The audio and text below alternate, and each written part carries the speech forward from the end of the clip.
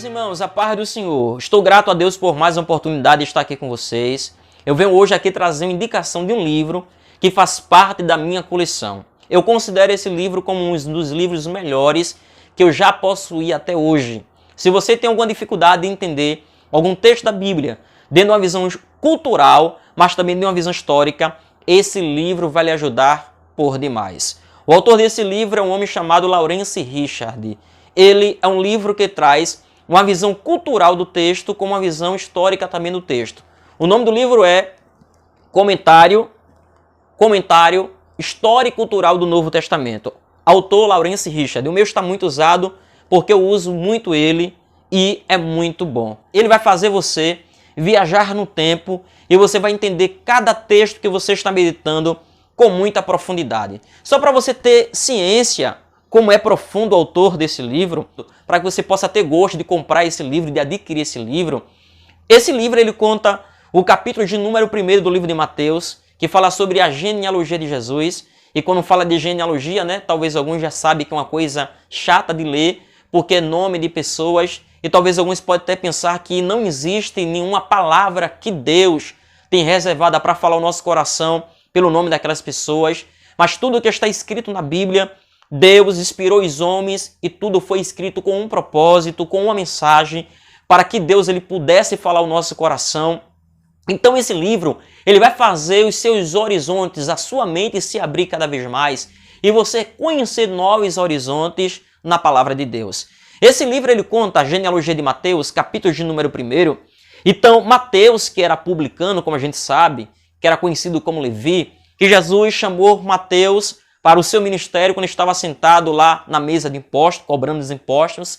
E Jesus chega para Mateus e convida ele, e ele abandona a sua função, a sua profissão e começa agora a seguir a Jesus. Então Mateus ele tem a preocupação, primeiro, de mostrar para os judeus, porque ele escreve o seu evangelho, o evangelho de Mateus, ele escreve diretamente para os judeus. Mateus tem a preocupação de mostrar para a sua nação que esse Jesus que transformou a vida dele, que chamou ele lá da alfândega, uma pessoa que na sociedade não era considerada por ninguém, porque as pessoas olhavam para Mateus de uma forma completamente diferenciada, por ele ser judeus e cobrar imposto do seu povo para entregar uma nação que estava, vamos dizer, subjugando a nação de Israel, que era o Império Romano. Então, Mateus ele era olhado na sociedade de uma forma completamente diferenciada. Só que Mateus entendeu que Jesus não olhou para ele como as pessoas olhavam para ele. E Jesus chama Mateus para fazer parte de sua família. Então Mateus, quando escreve o capítulo de número 1, ele fala sobre a genealogia de Jesus, a geração de Jesus Cristo. Ele diz, filho de Davi, filho de Abraão. E Abraão gerou a Isaac, e Isaac gerou a Jacó. Jacó gerou a Judá e a seus irmãos. Judá gerou de Tamar a Pérez e a Zerá, Pérez gerou a Esrom e Esrom gerou a Arão. Então ele começa a mencionar os nomes das pessoas da genealogia de Jesus. A única coisa que não é certa de Mateus ele ter aplicado ali são nomes de 4 mulheres dentro de uma genealogia. Por quê? Porque primeiro, segundo o costume patriarcal, não podia mencionar nome de mulheres dentro de uma genealogia, embora que, vamos dizer, era um costume marxista, mas não era permitido. Só que Mateus, ele por ser judeu, conhecia todo o costume do judaísmo, conhecia as leis de Moisés, conhecia os 613 preceitos que existiam inseridos nessa lei. Todavia ele quebra esse protocolo. O que ele faz? Ele coloca 4 mulheres dentro da genealogia de Jesus, e que essas mulheres na sociedade também não era valorizada. Então Mateus entende que da mesma forma que ele não foi valorizado e Jesus transformou a sua vida, as mulheres do Antigo Testamento que ele coloca na genealogia de Jesus também não foram valorizadas e Deus transformou a vida delas e fizeram que elas entrassem na história da família genealógica de Jesus. É isso que eu acho lindo. Então Mateus começa dizendo que Jesus ele escolhe uma mulher chamada Tamar. Só para a gente fazer aqui um resumo. Quem era Tamar? Capítulo 38 de Gênesis. Tamar foi a mulher que enganou seu sogro, que foi Judá.